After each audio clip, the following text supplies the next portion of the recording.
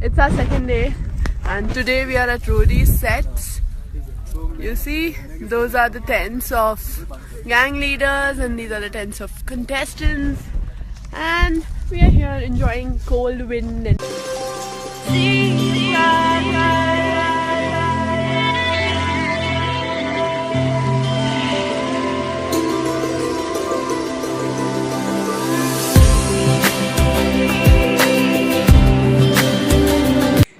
Welcome back to the channel everyone, and जों दिनै लाइटलुमाव थांनो नागिरदों।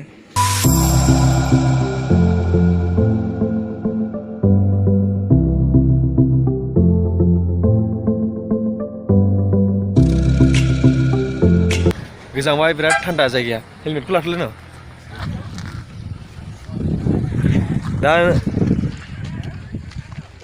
दा जों लाइटलुमाव माबोरै सहैनो?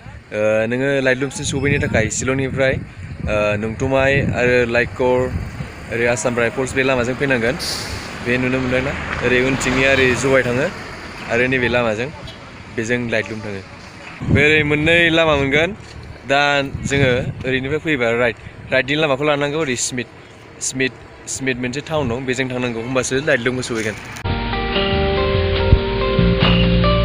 आदाया बेयाव मा खालामफैदों? थान्दा जाबायना? थान्दा जायगाया शिलंआव जों एसे गरम मोनो, थेवबाबो नैबेहाय थान्दा। बेनिखायनो नों बायसान्सजों फैयोबा लाइक दिस अर जेकेट।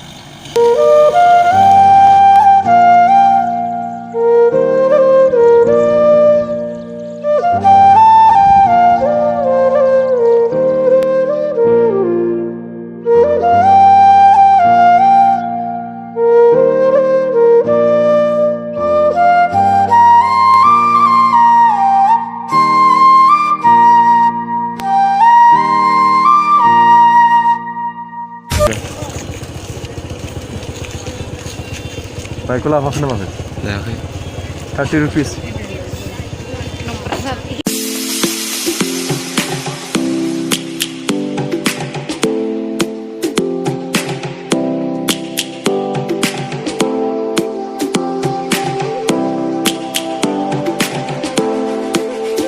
जों लाइटलुमाव सफैबाय। लुक एट द भिउ। माबायदि आयो, सोरगोआव दं ना फातालाव दं थालखौनो मोनलायलायासै आं जायगाखौनो। माबायदि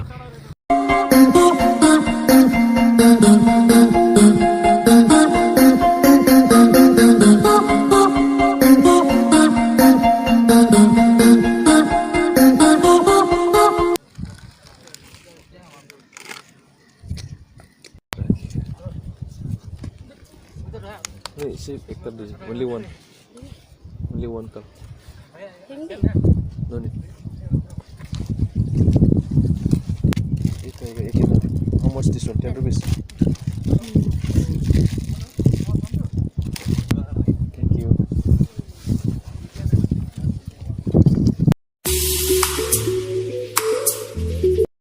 मा जादों नोङो?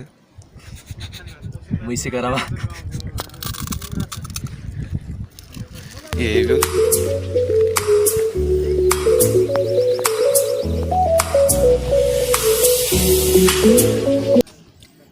Cheers.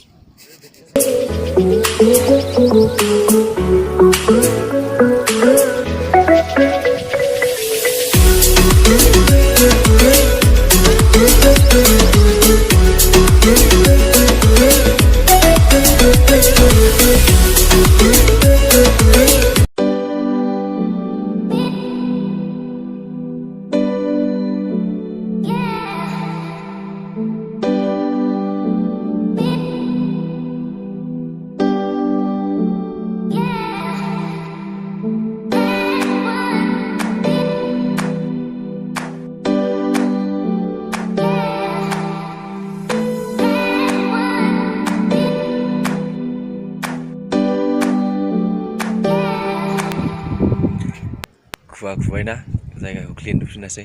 सान्दुं दसेनो क्लिनबो जायो, दसेनो खुवा खुफिनबाय थायो। ओरै नायनो हागोन, ओरै गाहायाव गन्थं खोलाबलायनो नागिरो थान्दाथार।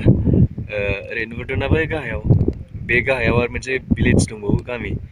ओमफ्राय बैथिं बै ओरै नैबे हाजो मोनसे ओरै बारनानै बेयो जाबाय बांलादेश।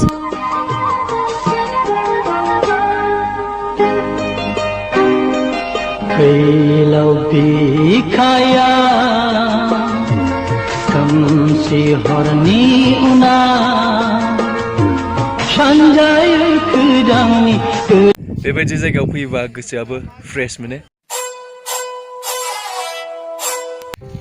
जायगाया ओरैबायदि मोजां नों फैबाथाय गोसो गोरबोखौनो सुग्लायनाय मोनजोबगोन बेयाव बलिउडनिफ्राय लानानै जोंनि बर'नि प्रजेक्टखौबो शुट खालामनाय जाखांबाय र' आंखौ बारगोरनो हाखर दं आइदै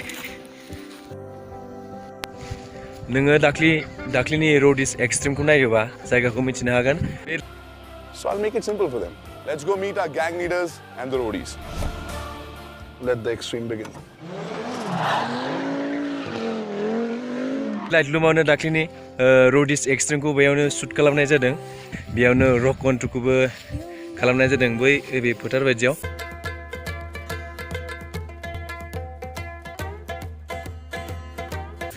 बेयावनो मोनसे स्टेज पारफर्म खालामनाय जादोंमोन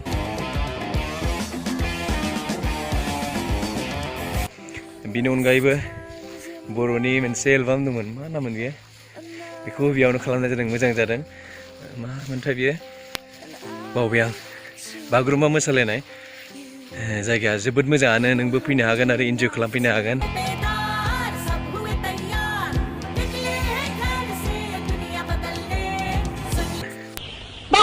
बेसे समायदों आंलाय सानदोंमोन दैनि नाया दैखौ लोंनो रोङा नाथाय दिनै गोमबोर जोहोलावनि सान्दुं दुंसिनबाय ना गरम मोनसिनलायबाय दसेनो गरम मोनो दसेनो गोजांबो नों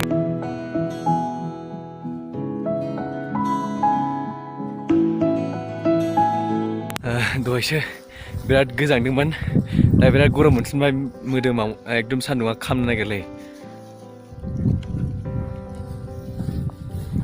बै गाहायथिं थांसै नामा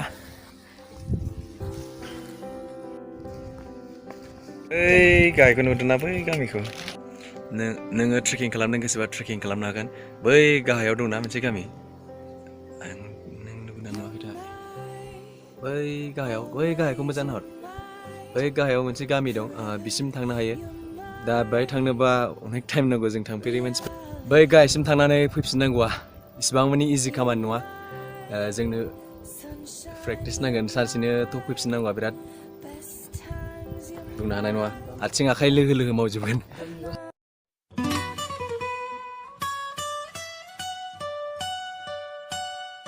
सान्दुं दुंसिनबाय बै गामिसिम सौहैनो खमब्लाबो 3 to 4 आवार्स नांगोन ना फैफिननायावथ' 3 to 4 आवार्सजों जानाय नङा बारा नांगोन आरो बे नुदोंना माखासे बिनिफ्राय जाग्रा लोंग्रा ओमफ्राय बिदिनो न' लुनायनि दंफां बायदिसिना बिदिनो ट्रान्सपर्ट सिस्टेमखौ लाग्रा मोनसे मेसिन दं आरोना बेजोंनो बै नुहुरनाया बेजोंनो माखासे जाग्रा लोंग्रा बुस्थुफोरखौ हरो गाहायाव दा बेलासिनि 4 o'clock जाबाय थांफिननो नागिरबाय जों आसा खालामो नोंथाङा भिडिअखौ मोजां मोनदों दिनैनि व्लगखौ बेयावनो फोजोबनाय जासिगोन नोंथाङा जुदि साबस्क्राइब खालामाखैबा साबस्क्राइब खालामदो आरो ओरै मोनसे बेल आइकन दं बेल आइकनाव नटिफिकेसननि बे नटिफिकेसनखौ बेल आइकनखौ क्लिक खालाम जाहाथे नोंथाङा आंनि भिडिअखौ जेब्ला आं आपल'ड खालामो थाब नोंथाङा नटिफिकेसन मोननानै भिडिअखौ नायनो हायो गोजोन्थों बयनिसिमबो